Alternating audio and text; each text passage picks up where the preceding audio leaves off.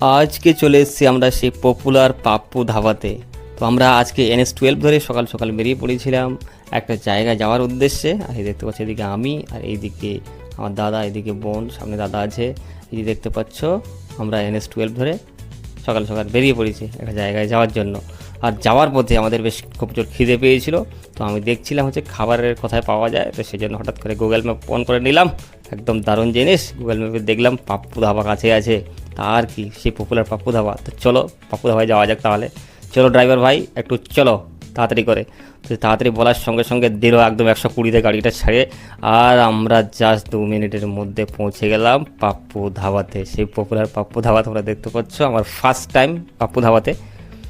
আর আমরা গাড়ি থেকে নেমেই সঙ্গে সঙ্গে আমি নিয়ে নিলাম একদম সুন্দর করে সাইডের একটা ভিউ। এটা রয়েছে হচ্ছে পলসন্দা নবগ্রাম, মুর্শিদাবাদ। NS-12 একদম ধারে রয়েছে পাপ্পু ধাবা, তোমরা অনেকেই চেনো, খুব পপুলার। আর বেশি কথা না পারিয়ে আমরা চলে গেলাম ভেতরের দিকে। আর দেখতে পাচ্ছ এদিকে রয়েছে রিসেপশন। আর এরকম যে ছোট ছোট অনেকগুলো কেবিন মতো রয়েছে, কেবিন মানে যেটা আমরা দেখতে পাচ্ছি ডেকোরেশন, এটা ছোট জায়গা মনে হচ্ছে, কিন্তু এরকম অনেক কটা জায়গা রয়েছে। সিটিং অ্যারেঞ্জমেন্টটা খুব ভালো, ভেতরে এনভায়রনমেন্টটা সত্যি খুব ভালো। এরপরে আমি আরেকটা ভিউ নিয়ে নিলাম বেশ সুন্দর করে। আর এবারে খাওয়া দাওয়া অর্ডার করার পালা।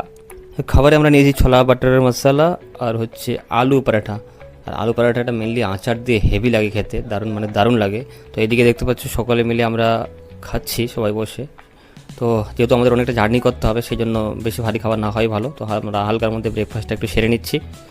আর আমি একটা গালি দিয়ে দেখলাম, তো সত্যি দারুণ খেতে, ঠিক আছে, যেরকম নাম ডাক রয়েছে খাবারও খেতে সত্যি খুব ভালো। আর এইদিকে হচ্ছে আমার ক্যামেরাম্যান আমার সুন্দর করে একটা শট নিয়ে দিচ্ছিল, ঠিক আছে, হেভি খেতে হয়েছে। এই দেখতে দাদারা খাচ্ছে, আর এইদিকে হচ্ছে আমার ক্যামেরাম্যান আমার বোন। তো চলো আমরা ততক্ষণে খাই, টাটা।